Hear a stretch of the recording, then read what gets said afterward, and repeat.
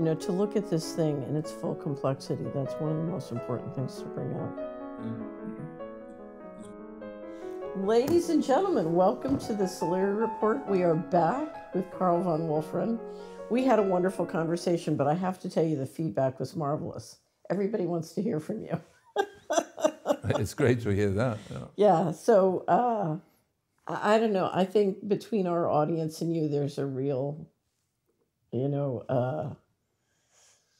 a real resonation. They want to look at the world in a more complex way. Mm-hmm. So they're looking for people who really understand the world in a much more complex way. Mm-hmm. And they were they took to you instantly. So I have huge demand to get you back on the Solari Report. Well, I'm grateful, of course, to you that you've you have made that happen. Well, we've been sitting here in the pre-interview, and it's hard because you and I could talk forever. Anyway, so and argue forever. Yeah, but I think that's part of discovering how. Of course. Yeah. So I don't mean to be combative. No. I realize that. No. I admire you greatly, as you know, and we've had this. In our first session too. Yeah. We are a mutual admiration. Having done with the mutual admiration segment of this session, well, it's let's see what you want to talk about. Because you come at things politically and I come at them financially, so I'm looking at the money, right, and you're looking at the political mechanisms, and what we're trying to do is look at them together. Right. So we want to talk about, there's sort of 4 areas I want to talk about today, and the first is, I see the push for control as accelerating. Yes. And there are a couple of critical issues that are very important to understand, that you understand. And I want to talk about them because, we've watched a period when many of the restrictions that people are dealing with in their day-to-day life are ramping down. So they think, it's getting better. And if you look at what's going on behind the scenes, no, it's getting worse. So I want to talk about 2, and that is the WHO Treaty, which I see as being unbelievably important. And then the other is the effort to expand NATO. We just saw the Chinese screaming about the conspiracy to expand NATO all the way, literally around the world. Yeah. So, and I've never seen a Chinese foreign minister be as blunt and rude, right. And which is extraordinary. Anyway, we'll get to that. But let's dive in first. The WHO Treaty. What's happening with the WHO Treaty, and why is it so important?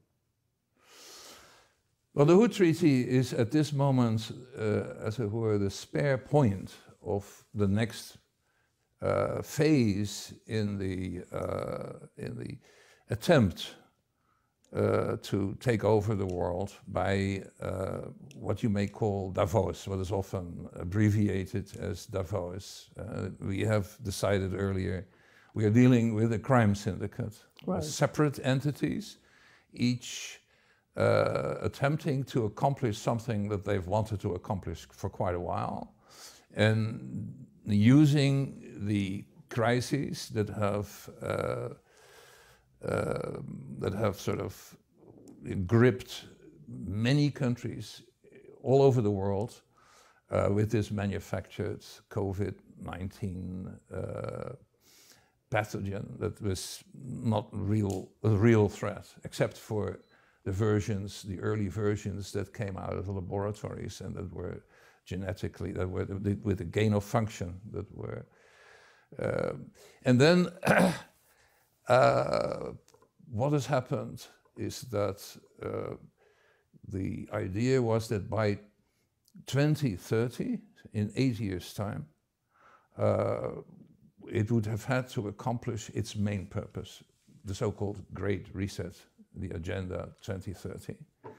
And the Great Reset is about the great final victory of the top of the private sector interests, the very large corporations, the investment firms like BlackRock, and of course the central banks, and a select group of multi-billionaires, hyper-billionaires. They're richer than multi-millionaires. We can't hardly imagine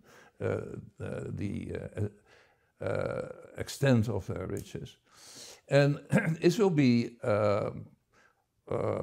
then start a new world in which we are underlings, we are going to be enslaved. Essentially, that's what the idea is.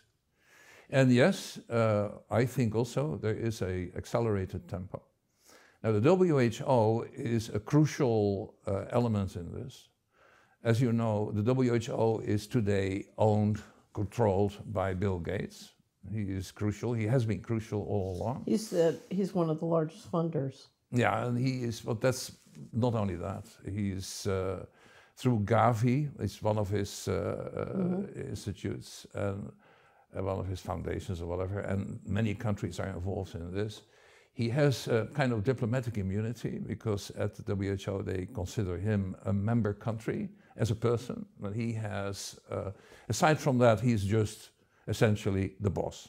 You get this from people who work in the WHO and who have long, seen He's the this as a syndicate threat. representative at the WHO. Well, he is a member of the syndicate, a very important member. Right. And so the next move is something that will enlarge on the treaty that already existed in 2005. They were signed. Countries had no idea what the result would be, but they signed a treaty that said in case there is a pandemic, we will have the WHO advising, and it was unclear whether it was just advising or dictating to the health officials of every country to follow their instructions. Right. So nobody could be against that. We were, the WHO was a reliable UN outfit, and who would think what happened eventually, of course, was that we had 2 years of an attempt to establish a totalitarian system because of these totally insane and completely unnecessary instructions originally from the WHO, but then later gained their own momentum through instructions through, say, the American health system, Fauci and a lot. And of course the same in Europe.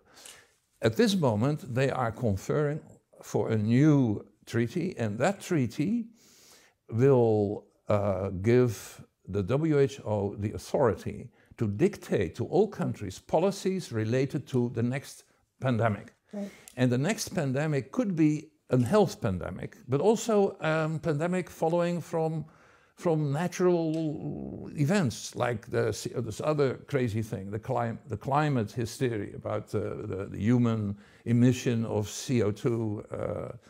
And they get to define and declare the pandemic. They can, and in actual fact, right. You can put anything under these headings. So you will then establish the WHO as the master above the constitutions of all countries that sign. It's the end of all national sovereignty. Exactly. Right. The only country so far that has publicly said, very openly stated, we are not going to sign anything, is the Russian Federation. And I think other countries are leaning that way. You have 4 countries that are not members of WHO. There are 4. Oh, there's, of course, there's North Korea is not, and there are some countries, but they're not considered part of an important part of the.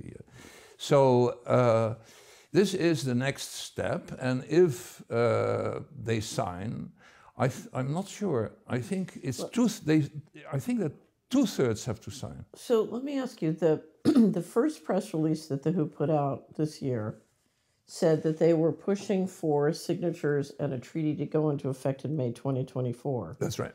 But there's been an indication now, particularly from the Americans, that they think they can jumpstart the process and get it done in 2022. Is that correct? Well, you see, we have another thing happening, and that is the new pandemic coming at us, and that is avian flu. Right. And already they are killing very large numbers, millions of feathery creatures in the US, and I think it's coming in Europe too. There is already signs here and there. Right. It's the new misinformation about the threat of of another virus. I'll put the link up with this. There's a very good documentary by the UK Column on one of the last times they played this game and slaughtered millions of livestock in Britain. Using the Imperial College models, we know how well they work. Right. So they've engineered these kinds of wars on the food supply and the livestock and the farmers before. So this is, if this it helps. I mean, the food supply is under threat anyway, for many reasons, and also as a result of the sanctions on Russia. And there's so many things that work together to create a food crisis. So just background on this, not to talk about now, but for many years, well more than a decade, I've argued that the Anglo-American Alliance wants control of the food supply to replace petro. So they've wanted to go from an oil standard to a food standard. Yeah. And if you look at how they engineered both the Uruguay round of GATT and then Doha, and their big push was going to be through Doha, and it failed because India stopped it. Yeah. And so they keep looking for ways of controlling the food supply, and I think it's very caught up with controlling the currency. So they're all connected. You are better on the financial end of it. Of course, I have also tried to give myself an education on it. But now it all works together. The question always is, how much weight do you give every element, every factor in this? Right. And it's easy to go wrong on that. Yes. And there should be far more serious discussion and serious publications on it. But we have our biggest problem, maybe, if I have to say, the single biggest problem is that we do not have the means to talk with each other anymore through published media. I mean, we can't. The media in Europe are airtight on this propaganda bomb that exploded over the Atlantic basin, spreading fallout and radiation and making everybody crazy. And the media, with few exceptions, they're so one of our sections we're going to talk about the disinformation, which is you're right, this bomb, it is a bomb. WHO treaty, so many, I think it's not commonly understood what's in the works to pop out on people through the WHO. And so the question is, if you're the average person, how do you stop this? The same answer that you would give to people who've asked, how do you stop the COVID-19 restrictions? Don't participate. Right. Never wear a mask. Throw out your QR code from your phone. Yeah. Don't participate. I'm trying to figure out how to throw out my smartphone. Yeah. Yeah, that's what... Well, I mean, there's some people who, like me, use the phone only for phoning.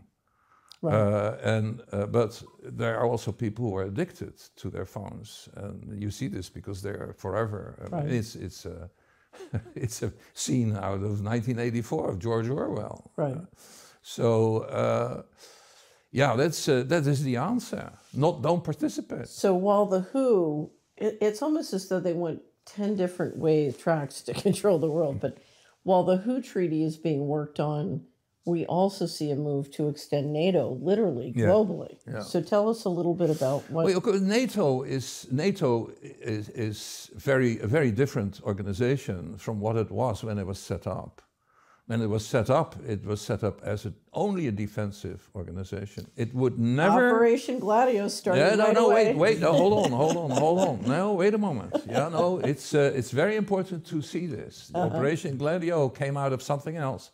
And this is another area, but NATO was set up as a defensive organization and would never, ever attack anybody. It started attacking Kosovo, The whole Well, the covert operations were offensive from the beginning. No. No? No. This is where people do not understand the history of NATO.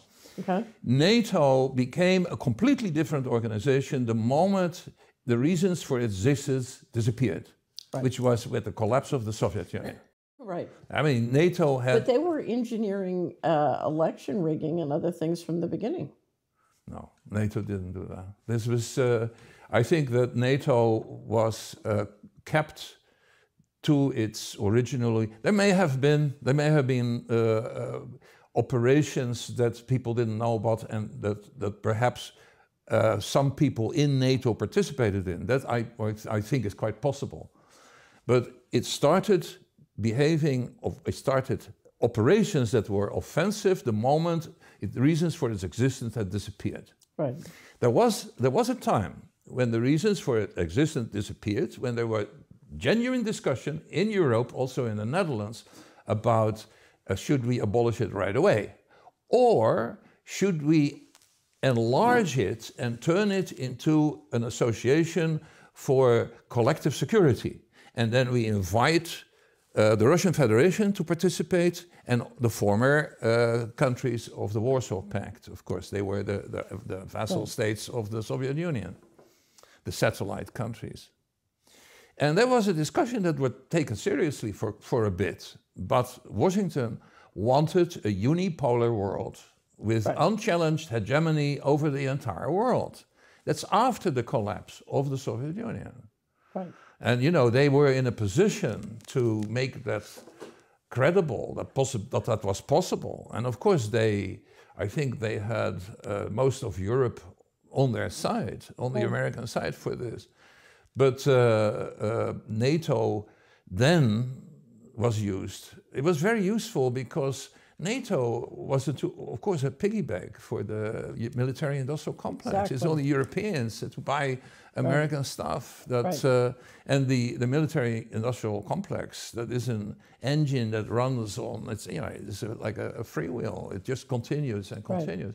So it could be replaced by another engine that is good as a Keynesian engine underneath the economy, like looking after infrastructure, etc. Well, I think we discussed that the last time. Right. And but that means making so many changes and killing off so many profitable channels to too many people that it hasn't happened. But NATO then. So NATO has steadily gained membership across Eastern Europe. Is that? It was Clinton. That was Clinton. It was Clinton. That of course it was Baker. James Baker had promised to Gorbachev. This was when the issue of German reunification was being discussed, and Gorbachev was obviously worried about a united Germany, because after all, the Germans had been a problem, to put it mildly, for Russia for a very long time. And so James Baker said that NATO would not extend 1 inch eastward. And that promise was later confirmed by many European heads of state. So it's not something that you can say, well, it's net news or something, that it's fake news, which of course is what the so-called fact checkers are saying. It's not true, it's fake news. No, it's not fake news, and you can trace it. Many heads of state concurred. Right. So what happened was that Clinton also, people are not sure why, maybe because of the Polish vote or something like that. It's hard to, there's a number of theories. He just suddenly made several countries a member. And this is something that... Do you remember the year, the first year he did? No,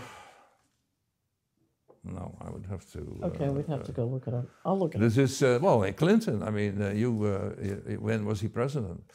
And after that, it became much more, because then it became clear you could use those in NATO who were willing, the coalition of the willing that was under George W. Bush, you could use them for operations. You could use them to clear up things. You could use them to do certain tasks that American military didn't want to do in Iraq, in Afghanistan, and so on.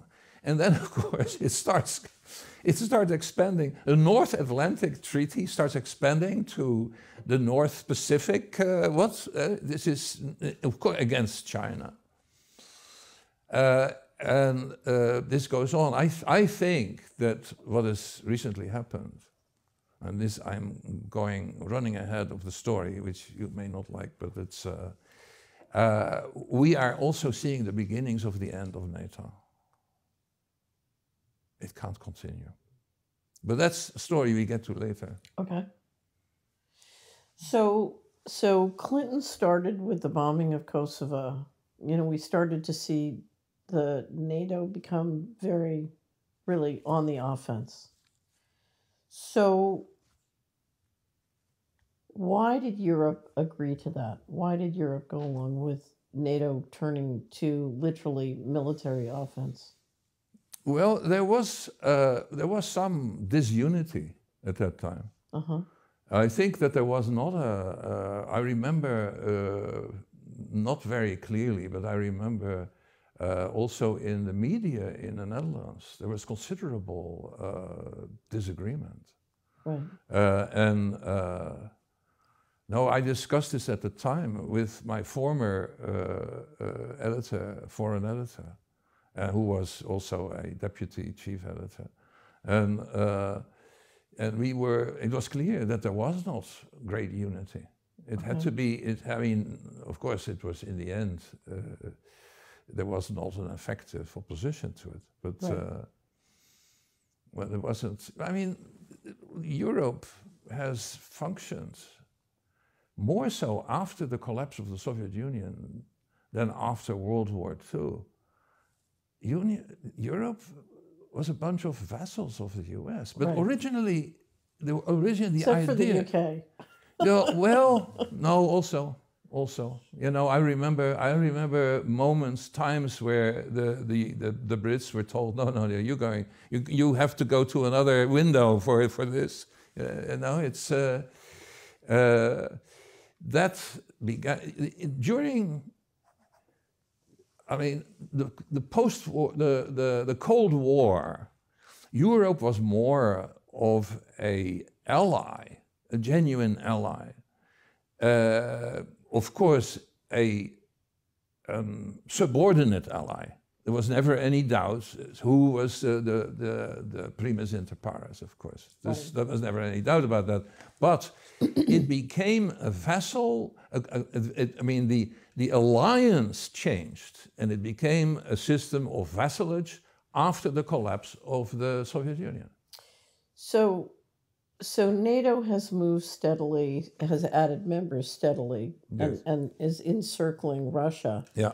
But they're also making moves into Asia. So we get to the Ukraine, and one of the big issues, of course, in the Ukraine was Russia was clear they did not want Ukraine going into the EU or NATO. Now, let me just stop there and tell you a story. In 2019, I went to Copenhagen with a friend who was giving a speech. And believe it or not, the reason I went to Copenhagen is I've always wanted to see The Little Mermaid. So it was kind of a break for me.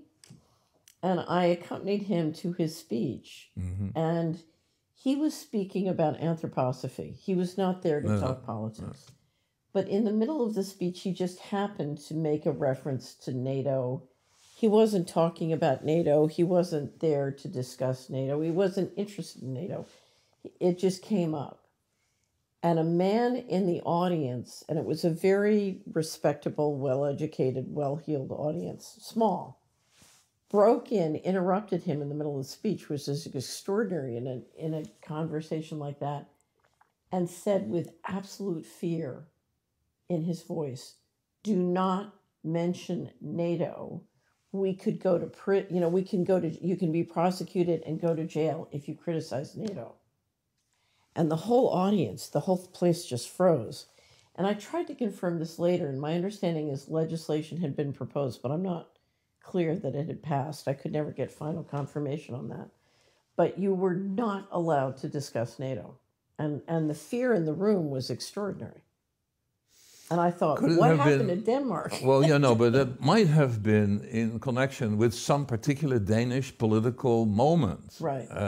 Because that kind of situation I don't recall existing here or in Germany or so this Belgium, was Danish legislation. I will tell you, I just got back from Sweden, mm-hmm.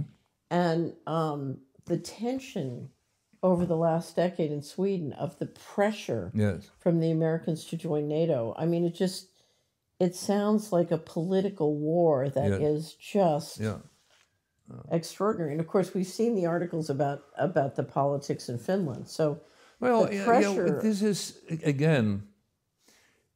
It's an impulsive move, an impulsive statement by the Prime Minister of Finland, who is a very young lady, and she is on social media, and she feels the pressure, this pro-Ukraine pressure, etc. And she wants to show, demonstrate virtue. I mean, she is part of a generation that believes in a lot of virtue signaling of many things. I mean, she's that is clear. I also think that she is still wet behind the ears, and she then spontaneously said, "I have to have we have to apply for membership." I don't think that the Finns, who have the longest history of working with the Russians in some sort of with an arrangement throughout the whole. I mean, there was of course a war with right. Finland and Russia, and the Finns were greatly admired the world over, the way in which they stood their ground. Right. And I remember in Moscow, I was at a time when there was a commemoration. I think this was around May, the 9th of May, the commemoration of the end of the war, etc. And I went to a war museum. And I saw there some old Soviet military bedecked with medals, so wonderful, wonderful people to see.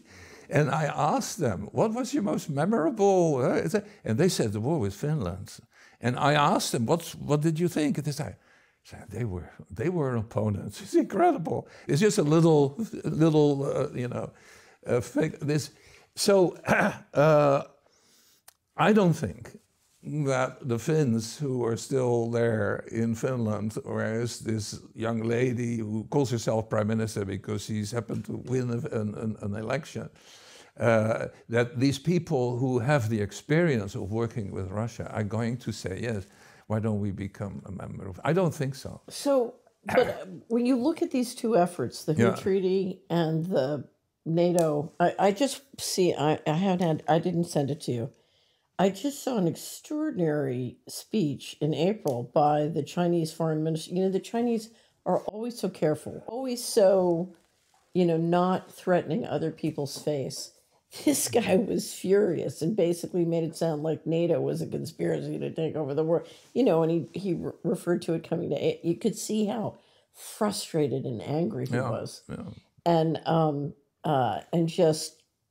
It was bubbling over with his frustration, and you've seen that from the Indians too. So, but you see this push by you almost have I almost have this image of the health guy saying, "Oh, we can take over the world first." Mm-hmm. So it's like a race by different cartels. The military guys are trying to take it over through NATO. The weapons manufacturers are trying to take over the world through the NATO, and the health guys are trying to take it over through the WHO. And it's a race of these different cartels to assert complete central control. And the frustrating thing about it is, it in one sense, it's so ridiculous. Of course it is. It's so ridiculous. Oh. But the harm that it's doing is so devastating. Well, the reaction also, I think, you have to see the reaction in terms of, you are insulting our intelligence, my intelligence. You dare make fun of us. Don't do that. Right. I mean, this is, I don't think that they are scared of NATO expanding in the... NATO is not going to be effective anywhere. I think that NATO exists...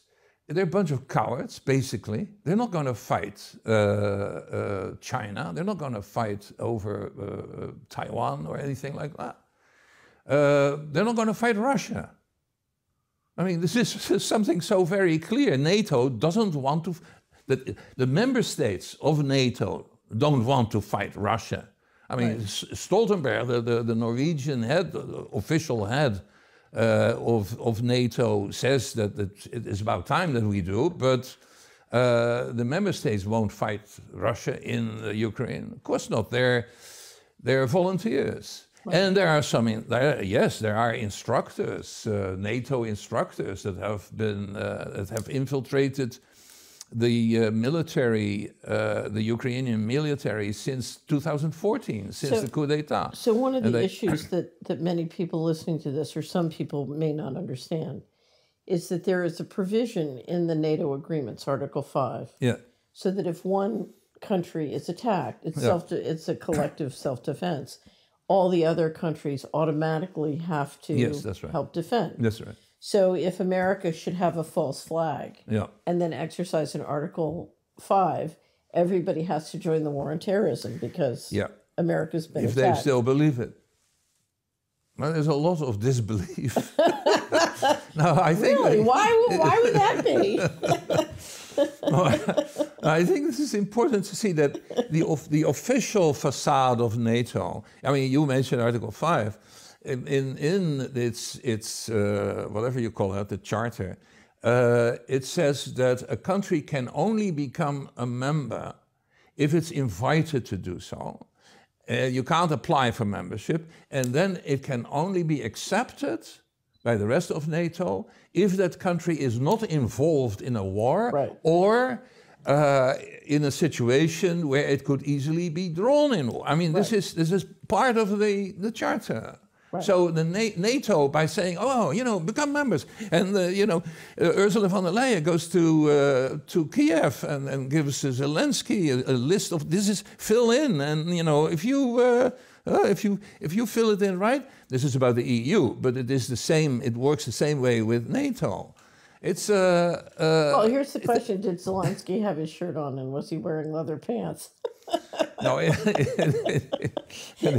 Anyway, some of this is too silly to be, you know, to be taken seriously. Right. But it is a problem, of course, because NATO is a facade, and you can do a lot of things behind that facade, and you can claim, yeah, the Europeans are with us. You know, the Europeans are engaged by NATO. They can't have their own foreign policy because they have NATO. And it is when you have a defense policy that is looked after by the US, then you can't have a foreign policy that is independent. I mentioned to you, I just saw the video of the French reporter reporting on the fact that the Americans were running the Ukrainian military. Well, they're running, this is something. They are running the people that volunteer to fight in Ukraine, which means there's certain death if they ever get caught.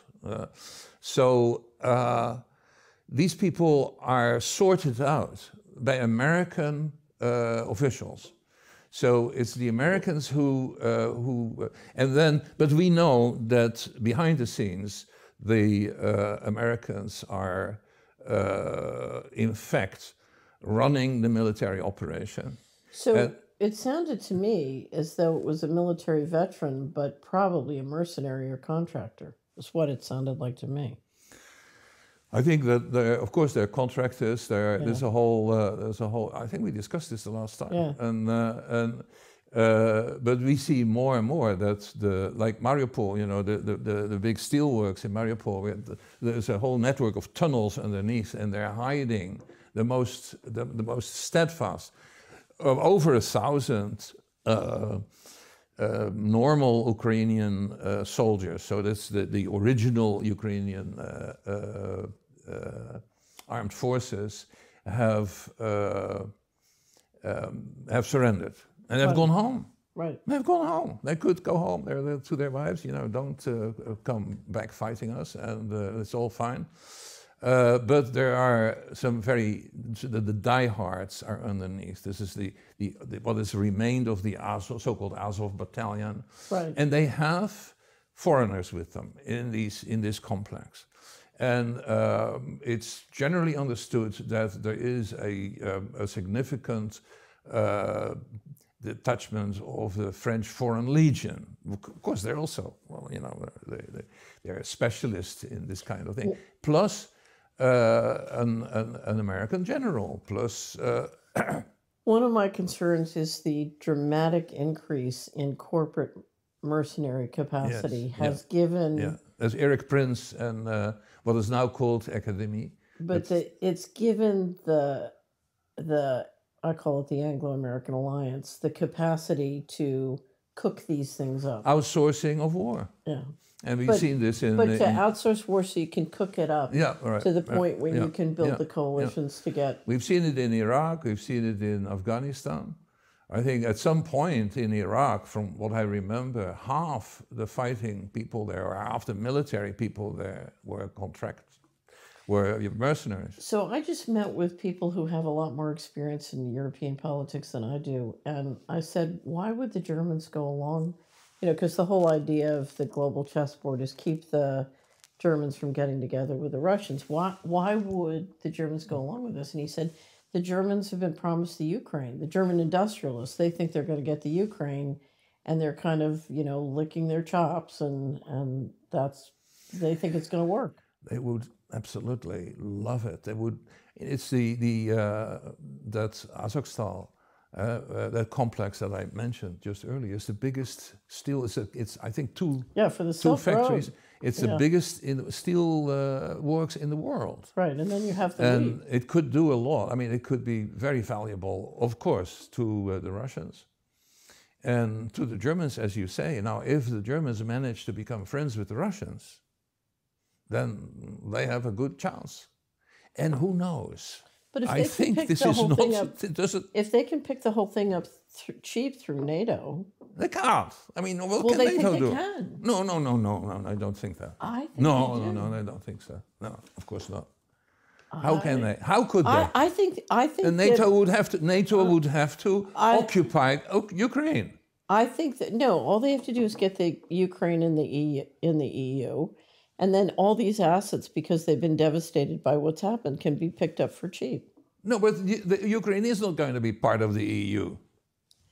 These guys think it's going to work. Yeah, they think so, but it's not going to happen. Well, but if that happens, it's also the end of the EU. Why do they think so? We are told to lower our voices. I thought the editor could sort of turn up and down. But these guys think they're going to win. No, they don't think that. You think they think they're going to fail? That's the propaganda. That's the psyop. We're winning. No, I don't mean they're going to win. And the idea that the NATO is winning in Ukraine is part of the psyop. No, I think they believe over a long period of time the sanctions are going to work, and the Russians will not be able to assert the multipolar sovereign national sovereignty in a multipolar world. Well, I think they're very wrong. The sanctions have backfired. I know you think they're wrong, but why do they believe they're right? No, they don't think so. I think that it's part of the psyop. You mislead a lot of people, and those people include some of the people that are pretty high up in governments and in institutions that participate in government. Of course. So these people may believe it, but the people who think, the people who have worked it out, the people who've really thought it out, and they're not being reduced to zero, those people, in the US or in Europe, they don't believe that. They see this as a result of the psyop, of the succession of psyops. I think the Brits and the Americans really believe they're going to win. I think they think over a long period of time the sanctions will so drain Russia, and the demographics in Russia are going against Russia, that they can end up relatively in a more powerful position than if they didn't do this. The demographics part I have not studied closely, but I have seen what has happened as a result of the sanctions, which has forced Putin to take a number of measures that have really backfired and that have, of course, created a situation in Europe that's almost untenable. And that is going to force the German industrialists to come to some decision at some point pretty soon. You have the CEO of the largest chemical corporation in the world, BASF, saying that if this continues and if we don't change the situation, then Germany is going to suffer through the absolute worst conditions comparable to the German conditions at the end of the war. So you have to think of inside Germany at the end of the war. Statement. It's unbelievable. Right. And he is a very important industrialist. Right. And there are many other German industrialists who think like him.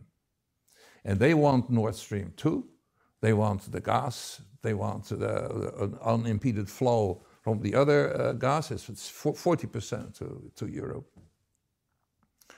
And it's at the moment they cannot do that, of course. At the moment, everybody has to demonstrate it's virtue signaling from here to there. But why? But at some point, they're going to work on, and then Scholz will have a decision to make. Is he going to step down? Is he going to change his government? Is he going to, or is he going to be replaced? Right. Okay. We are living in revolutionary times. I guarantee you that. And that's as a result of what Putin has done in reaction to the sanctions and the freezing of Russian assets in Western banks. Now, do you believe that part of the goal, and I'll just call it the Anglo-American alliance, do you think one of their goals is regime change and they think they can get it? Regime change where? In Russia. It's always, this is a desire that is very old, that goes back, of course, to the Yeltsin years, right? When it almost happened. Well, my impression is the Americans made a decision not to bring the government down completely. I mean, they just, they wrecked the place. But they were afraid of, if there was no government, what would happen to the nuclear capacity. It's what they said. No, I think that Russia was on the point of disintegration. Right. When Putin inherited the presidency from Yeltsin, the last day of the 20th century. It was New Year's Eve, 20th century. And he was immediately aware of the great threat to the Russian Federation of disintegrating. It would fall apart in feudal type, and the oligarchs had established themselves as minor princes with their own armies, their own police force and everything.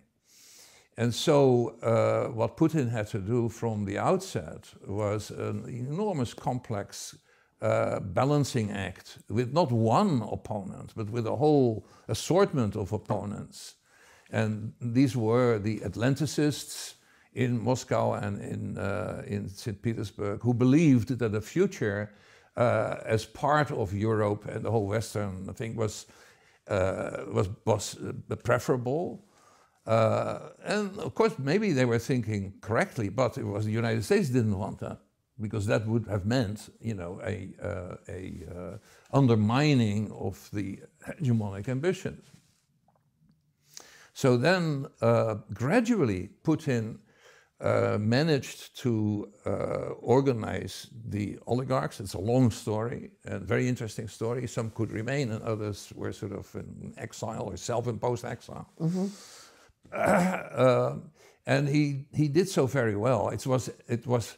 When I saw that happening, I thought, this is a statesman of a caliber that we haven't seen anywhere. This is so well done. I mean, this is Bismarck. This is so. Then, of course, we always got this opposition. It never disappeared. There was always a fifth column There were always, NGOs were allowed to operate in Moscow with the specific purpose of undermining the Russian Federation. He finally kicked them out. And he finally got rid of them. As a result of this, the sanctions were the means, the sanctions placed upon Russia were the means for Putin to respond in a way that the West was not prepared for. And of course, it was a masterstroke.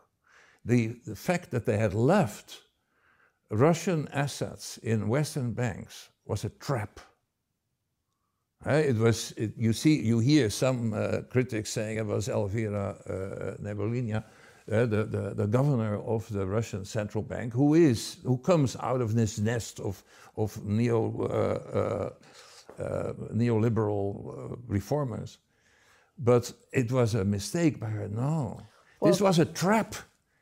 And the US jumped right into this trap, making clear to all and sundry that your savings are not safe in Western banks if you do something that the US doesn't like, because it will freeze your assets. So the US has done this before. Russia's not the first. No, Russia's just the first.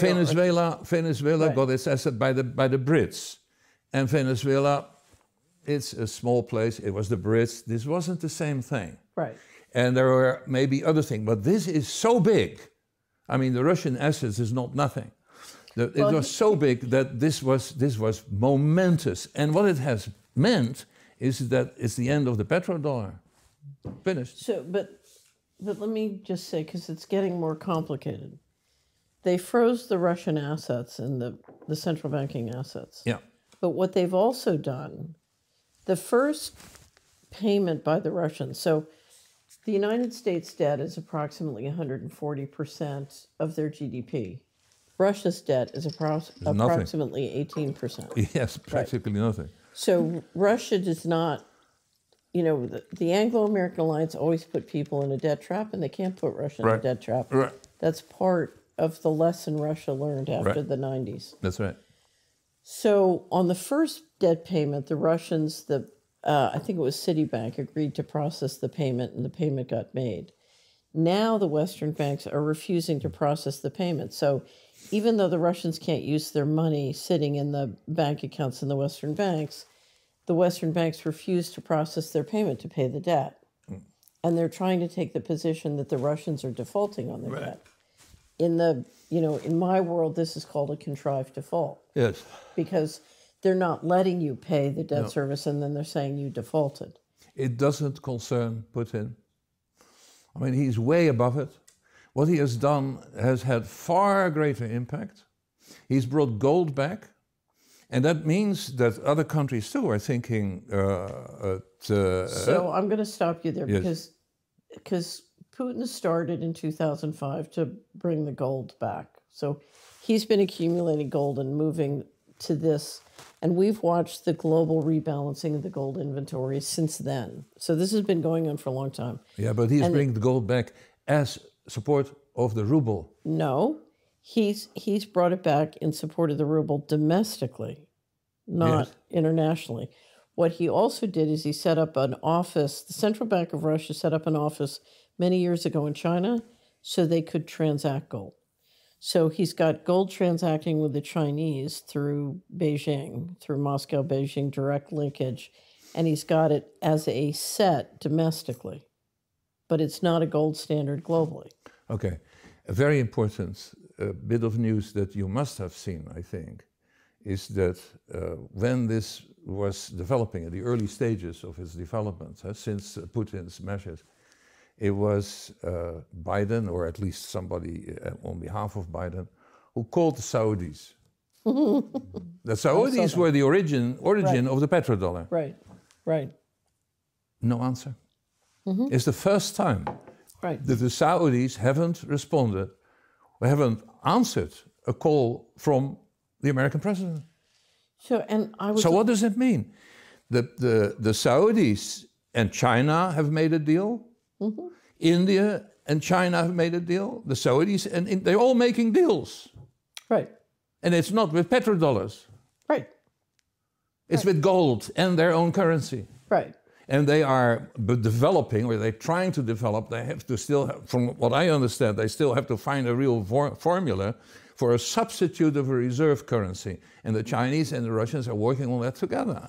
So if you, I think I sent you our wrap-up state of our currency, but if you look at the work they've been doing through the BRICS for 15 years to build all these things, they've been working on this steadily for 15 years. That's right. And now what they're trying to do, so in 2019, the BRICS agreed, China, India, Russia, to come up with a cold-backed BRICS currency. That's when the Americans moved with the going direct, and the G7 bankers moved with going direct. And to a certain extent, going direct was meant to sort of jump the curve on the BRICS plan. And so the BRICS thing kind of seemed to fall apart. And now they're trying to negotiate a commodity-based basket. Yeah, that's another one of the things. Instead of and just it's out of, we are living in revolutionary times. The situation has dramatically changed. The world has changed. It's a very good Dutch expression. It's on loose screws. It can, it can go anywhere. And in fact, it is on such loose screws that you wonder whether there's still screws left. Right. So this is our situation. And a lot of what we are saying is speculation based on insufficient information, but especially insufficient understanding of the complexity of the results that can happen. So, but this is what I want to talk about a little bit more in detail, because it's vitally important. Several other things have happened that I think are crucially important for much of Asia, even for Japan, and for South Asia, for Africa, and Latin America. So there are two things I wanted to point out to you. One is, the last time we talked about this, I said one of the questions was, who would the South support? Because when you come to these moments when the BRICS start to organize, the U.S. is always, or the Anglo-American alliance is always able to sort of divide and conquer the South and keep the South from supporting, in this case, the Russians and China. And if you look at the map... they're intimidated all the time. Well, but here's the thing. If you look at the map, nobody's come swarming in support of the Anglo-American alliance. The South has not gone along. I mean, exactly. That's what I'm saying. Well, that's big. Yeah, that's huge. It's huge. It's huge. It's huge. Okay, so I want to mention something else. I saw the Indian foreign minister was in the U.S. for a summit including on the sanction issues. And here's a guy who's as schooled in diplomacy. He's not quite a Lavrov, but he's good. And he's shaking with frustration because they're trying to get him to say that the Indians will go along with the sanctions on buying Russian gas. Let me finish. I have a prediction. Okay. And he's literally shaking. He's saying, he said, the U.S. and Europe is currently importing in an afternoon more Russian oil and gas than we buy in a month. Right. And what he's saying, it's the same thing as the foreign minister from China. The divide is, to these people, words have no meaning, and they feel free to say up is down and down is up. And he's trying to negotiate as if words have meaning. Yeah. And these two worlds are clashing because one is got no screws left, right, and the other is trying to buckle down. Exactly, is trying to get the screws in place. That's very well, extremely well said. I wish I'd thought of that. Well, he's trying to get the screws back in place, and these it guys won't work. Yeah. Right, wonderful. Right. Maybe this is the title of your anyway. My predictions, small predictions. With India, we are going to see an American media, that's going to get itself worked up about human rights violations in India. Prediction. For Pakistan, it was too late. It happened before anything could be predicted. I was stunned that they were able to take Khan out. I couldn't. A regime change in Pakistan. Right. There are millions on the streets in Lahore and Rawalpindi, everywhere. Really? They are not accepting it. That is fantastic. It's unbelievable. And then you think, okay, the Pakistan military are in a powerful position. Right. Evil tongues say they run the show, but they are not going to settle for this. And also, Really? already, Wow. now Okay. we don't know for sure, Right. already the Pakistanis have so much benefit of Chinese One Belt, One Road infrastructural investing. They're not going to sit idly by and allow this color revolution, regime change to continue. So unless Washington pulls something out of its head that is at this moment impossible to predict, and that is a possibility, this is not going to go through. But who knows? It's one little thing that is happening and that has repercussions throughout the whole Eurasian region, because we had a Eurasian bloc that was taking shape and was consolidating.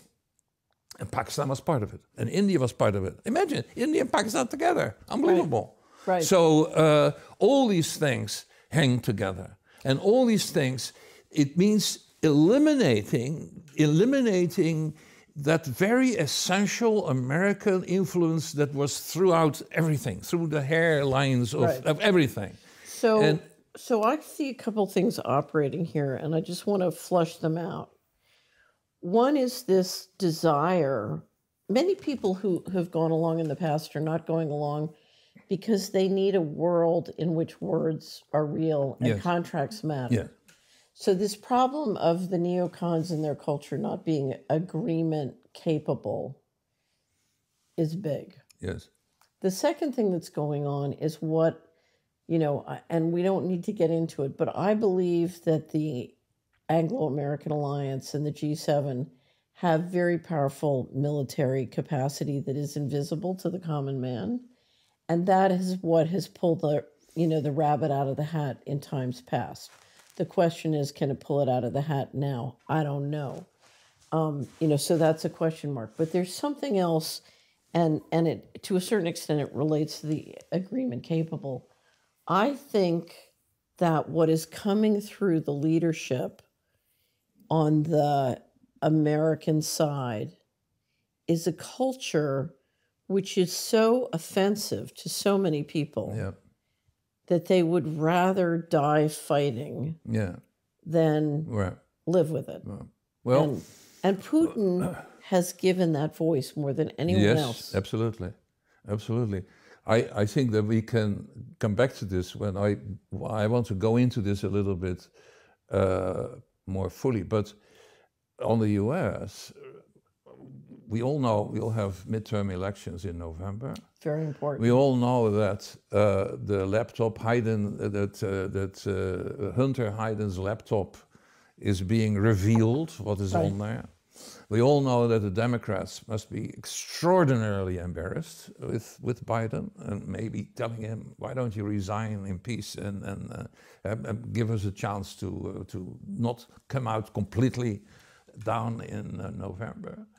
We know that many things are happening, and we know that there is no unity between the federal government and many of the states. We have DeSantis in Florida, we have Mexico, we have Texas, and they are not online. What is forbidden in one state is obligatory in the next with masks, and you can go on a long time. So the US, I saw that as a possible point of light in our future, because Europe is totally hopeless at the moment. Has been now. The whole 2 years of COVID-19 has been hopeless. But in the US, you saw a little spark of hope. And I am very pro-American. Many people think the opposite. Because I also in Japan, I kept saying, watch out with your relationship with the US, and you should not behave as slaves. But I'm not anti-American. I think that the American ruling segment was hijacked by the wrong people, and it started with what we discussed earlier, this whole notion of unipolar rule. and then whatever happens after, you can go into details, etc. But this is a very important element in all this, absolutely. because the Great Reset, you know, the Great Reset, Davos or whatever you want to call it, the question is whether the US is still going to go along with that. Many parts of the US are not, I think. But then we come back, then we are talking about the financial bunch that is in the Great Reset, the criminals in the financial world, both the central banks and the Fed, of course, and the investment managers like BlackRock, Larry Fink, and the like, etc. There's an area where many things could still happen, also as a response to what Putin is trying to do. But I think at some point, I don't know whether you want to do this now or whether you followed your train of thought, because I am respectful of what how you wanted this to go. But so there's been this controversy about, on one hand, you have the control grid, which new technology makes it possible for extraordinary central control using digital means. So the passports, the CBDCs, and we've written a lot about that. So you have technology building a control grid at the same time which compromises individual sovereignty. At the same time, it's not just individual sovereignty, it's national sovereignty. So you have the Russians and the Chinese pushing hard to protect their national sovereignty, India too. At the same time, if you look internally, they are each in different ways implementing this control grid internally. So, and I believe that control grid very much compromises individual sovereignty, which raises the question, you know, and which creates a lot of confusion. Are they fighting for national sovereignty but looking internally to control individual sovereignty? So this control impulse is very. I can imagine an answer to the question whether, because these are opinions that do the rounds, that the Chinese and the Russians are in some three-dimensional chess kind of way, secretly and blah blah, part of the Great Reset. So that's the question: are the Russians and the Chinese part of the well, I call it the going direct reset. Yeah. Okay. So you're adamant that they are not a separate faction; they're really separate. Even though, if you look at, you know, they're loyal, you know, they've pledged allegiance to the Sustainable Development Goals, and they show up at the World Economic Forum. If you read the Sustainable Development Goals, I don't think anybody disagrees. It's poverty should be wiped out, insecurity should go. We should have an environment that's safe. We should. I mean, but we know, we can read into this what it actually meant, what is actually happening. But on the surface, on the face of it, nobody disagrees with the... Right. It all sounds perfectly reasonable. So, I mean, if when Putin meets Xi Jinping at the opening of the Olympic Games, the Winter Games, and they come out with a manifest, the bureaucrats have put that in because everybody, you know, it's cut and paste. Okay, it means nothing. It's not that Putin and Xi Jinping have been discussing the World Economic Forum in those terms. No, they've been discussing the world in very different terms. And you have to read. You have to really read and listen to what they're saying.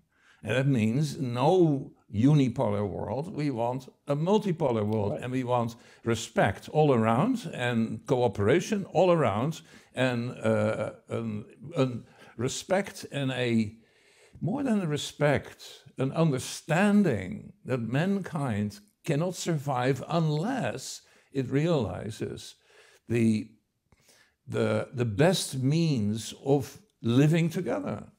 Right, but if you look at the control grid they're putting into place domestically, the question is, you know, do they want national sovereignty, but do they want to end individual sovereignty within the country. I think that the control grid, the digital, the face recognition, whatever they do, it's a technology that gives a government, any government, the kind of means to keep a check on the population. But how do we know? That is too. You are not going to do away with it unless there is a very strong public outcry against it, which forces you to come up with a different domestic policy. And the Chinese, this would take us a too long time, because the Chinese control system, the social credit system, is not what many people believe it is. It has a different ultimate purpose. The ultimate purpose is harmony, the absence of conflict that could lead to a disintegration of a community and ultimately the disintegration of China. This is the great fear throughout Chinese history, is disintegration. Right. And I know because of the history of these control systems that existed before we had the technology. The Japanese imported it. I know how it works. It worked in different parts in Japanese history. And I think that I understand, not fully, I don't know 100%, but I think that ultimately you look at this more from a point of view of Confucian understandings, Confucian things that are taken for granted, Confucian beliefs and ideas, than what we think in the way of superimposing total control over an entire population. Well, that is how it is seen in Washington. So there are two questions. One is, many people in the West who are fighting for individual sovereignty look at Russia and China and say, these are totalitarian societies. Yeah, they're not. So that's number one. Yeah, they're not. Or they say they're more compromising of individual sovereignty than where we want to live. The idea, the notion that in some secret way, in some three-dimensional chess kind of complicated way, Putin and Xi Jinping are part of the Great Reset.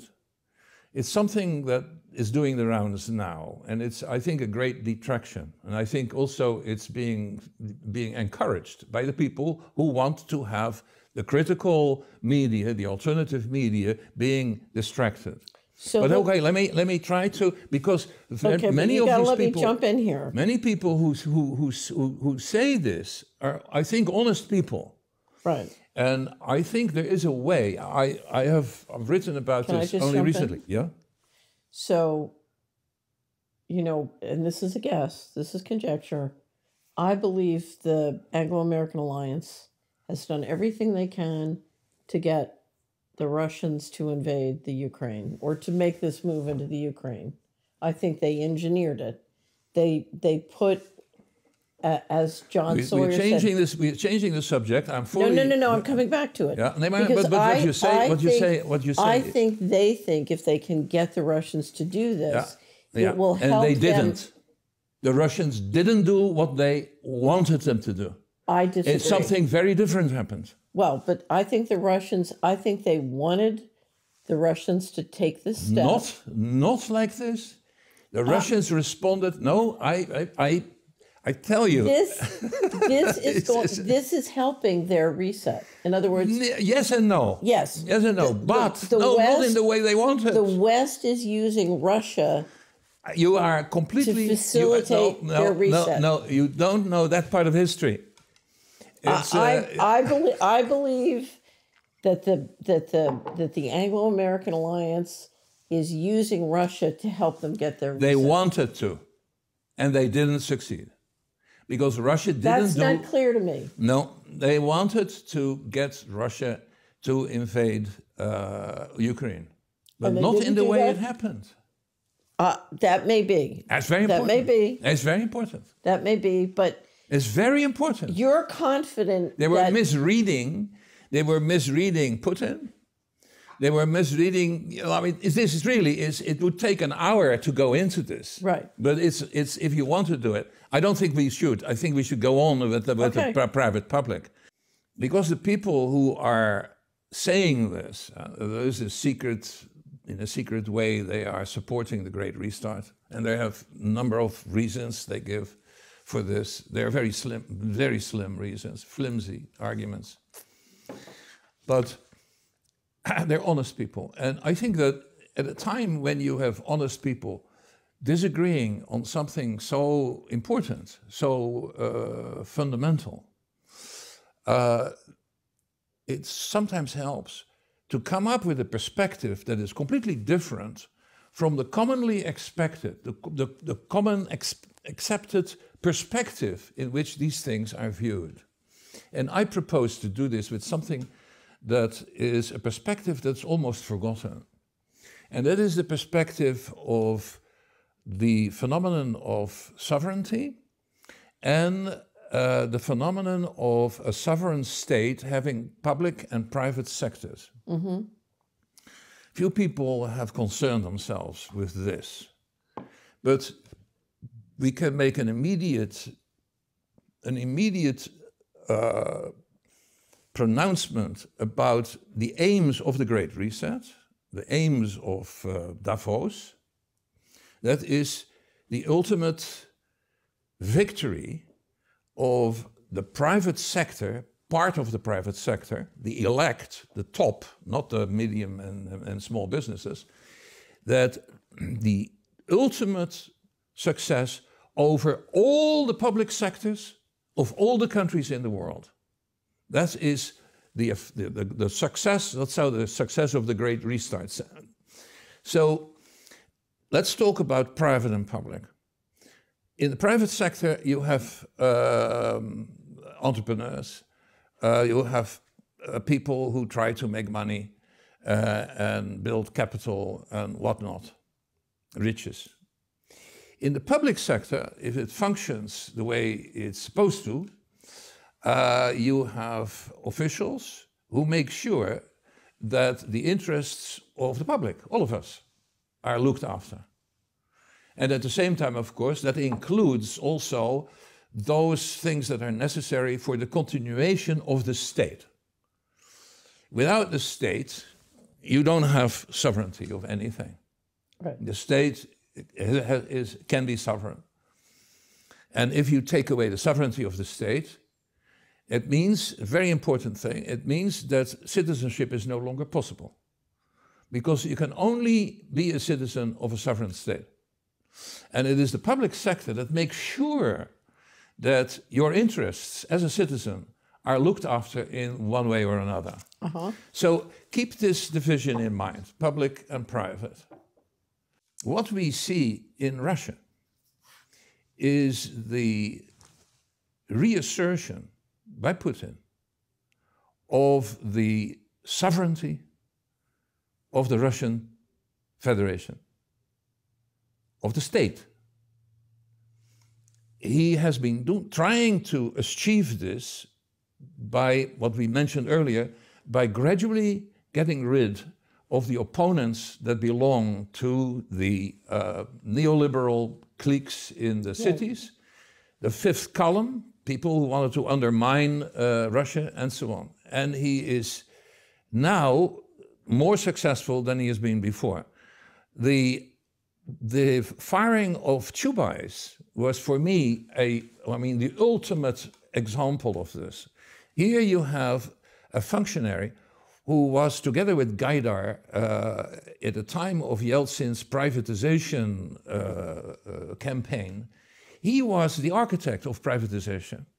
Right. And he was kept on by Putin. And he had different positions in this thing. Of course, Putin had to work with the people that were there when he got in. He needed them to rule, to know anything what was happening. He needed the connections, he needed his assistance, etc. And he kept, and the last function that Chubais had was as a kind of emissary to the World Economic Forum, to the sustainable things, etc. That was his official function. He's out. Very dramatic, because he was a very well-known and a hugely important figure. Very dramatic move. As just an example, Putin is engaged in resurrecting things that actually never existed to the full in Russia. Because Tsarist Russia was partly a relic of feudal times. Now, of course, Tsarist Russia had developed beyond feudalism, but it hadn't had the history that the Europeans post-feudal countries, I mean, the feudalism has no distinction between public and private interests, public and private sectors. They emerge gradually over the course of some 200 years with the bourgeoisie, with the importance of cities, with the guilds, with lots of things. Very interesting history. And then you get a fully established state with sovereignty that has the public and private sectors that keep order in the society and work very well, and that make citizenship possible. So Tsarist Russia didn't have that developed, and when communism took over, command economies in communism do not recognize, by definition, private and public sectors. Right. Everything is public, officially. And so when Zubais and Gaidar set out under the guidance of the Harvard economists that were, they were like missionaries there, teaching people how to do things properly in the economy. When they set out to privatize Russian state assets, there was no private sector to put these assets in. So what do? You can't just conjure up out of nothing a private sector. And a great catastrophe, as you know, a great catastrophe ensued that created the oligarchs at the greatest robbery of state assets in the history of mankind. We have never seen anything like that in history, in that volume.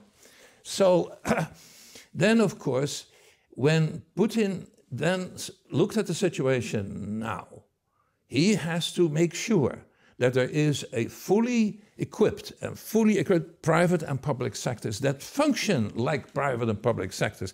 He is actually doing this for the first time. And it is interesting to see then the commentary. You have this well-known Russian geoeconomic genius, Glaziev. You've certainly heard about him. Very capable. He's very interesting. He's very interesting to read. Yeah.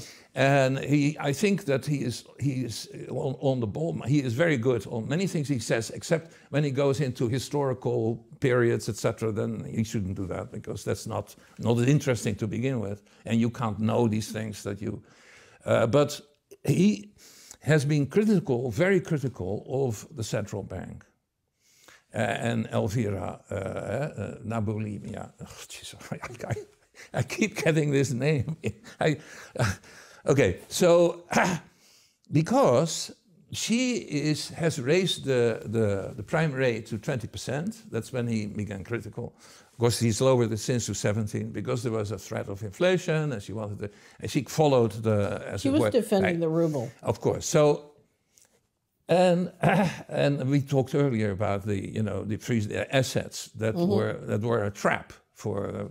I mentioned that earlier, but that is not the important thing, because as the Prime Minister of Russia, who's also given a speech recently, has said, we don't think of the central bank as the engine behind industrial development.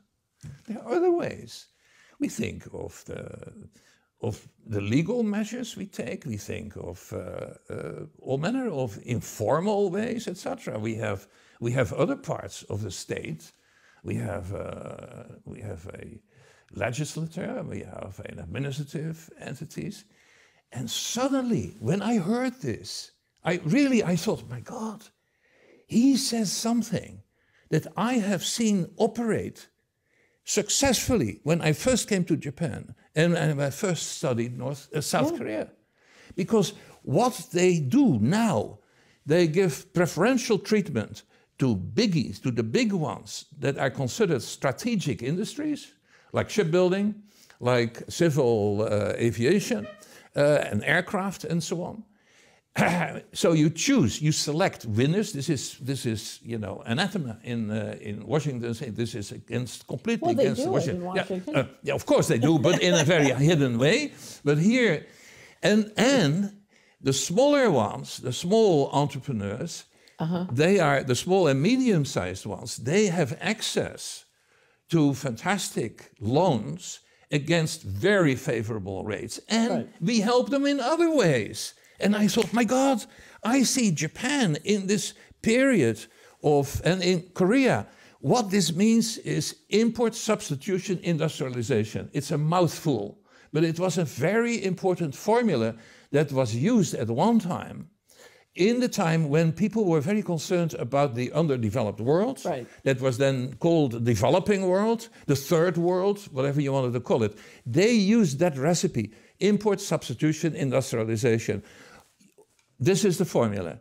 What you import, you should make yourself. Not everything, of course, that's not possible. The Japanese never decided to go into the oil business. They knew they could never, the foreign oil firms had always a preferential treatment among the foreigners.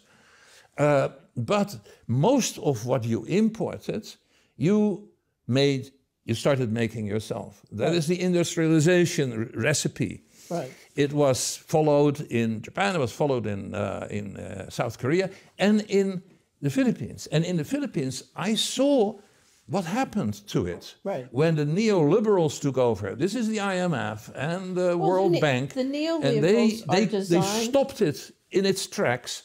And I saw it in the 60s when I first lived in the Philippines. It was the most prosperous country in Asia after Japan. And then I saw it, I visited it regularly after that.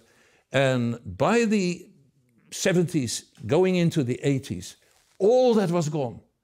And it became subtractor to the rest of the world. And that also meant that those national interests that were part of this whole subcontracting thing, they were the old rich people, of course, and they supplanted the original colonists. This is neo-colonialism, and it was preached by the IMF and the World Bank and so on, and it became the Washington Consensus.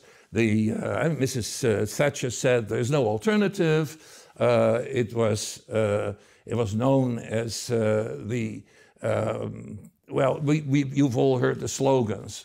And this is neoliberalism. Bringing poverty. Exactly. It brought poverty. So what Putin has said, or what the Prime Minister of the Russian Federation has said, is that we go back to import substitution industrialization. And this is significant because the rest of the underdeveloped world that has functioned under the aegis of the IMF and the World Bank, they're very important. I know this because I talk with diplomats who served in Africa and in South America, and with these countries there was so much pressure. They couldn't go back to import substitution industrialization. They see this now in Russia as an example. This is completely different from what Klaus Schwab and co. want to accomplish. Now go back for a moment. This is one thing. Sovereignty. Sovereignty is crucial. What is the most important thing that Klaus Schwab and the Davos crowds want to do? Eliminate sovereignty altogether. Because that is the final victory of the top of the private sector. No sovereignty. Here's where you and I have a serious disagreement. And that is, I see support in the West for Putin and what he's doing. And I think it's because it helps accelerate the process that they have underway. So it helps accelerate the shift to rebalancing the gold inventory. It accelerates the shift to do CBDC in the control grid. And so I just think that... I don't understand what you were just saying, because the gold, I mean, by saying now we take gold as a base price for gold against the ruble. That means the first... Only domestically. Yeah, but never mind, because it's domestically, but the Arabs go for it, the Chinese go for it, India goes for it, Pakistan we don't know now, because we don't know what's going to happen. But I think Africa... I think that's all part of where Mr. Global wants to take No, the of global course not. currency. We have to disagree. It's out of their hands. That's going to be part 3, okay? It's out of their hands. Because I disagree. It is the opposite of what they want. And if if this readoption of import substitution industrialization is accepted and brought back in many parts of Africa and in South America, it's a real then problem it's the opposite of what Schwab is trying to do. So there's who's at the exactly top. the opposite. There's who's at the top table, and then who's at the middle table. And I think we're battling who's at the middle table and what models they get to do. But I don't see the battle about the top model, because if the digital control grid goes into place, yeah, but how is this? What kind of digital control is it going to be? If every human's on a blockchain, it's going to be slavery. Yeah, but that's not And what they are it's going to be thinking centrally of. controlled. That's not what they are. From what I understand, that the Chinese and the Russians are trying to put together is a substitute for a reserve currency that is not gold or your own currency. So a substitute for the dollar, because the dollar has been the favorite reserve currency ever since Bretton Woods. And this is... So here's what I have to tell you. Yeah. Mr. Global couldn't care less whether it's the dollar or wampum. What Mr. Global wants is 100% digital, because that's the control.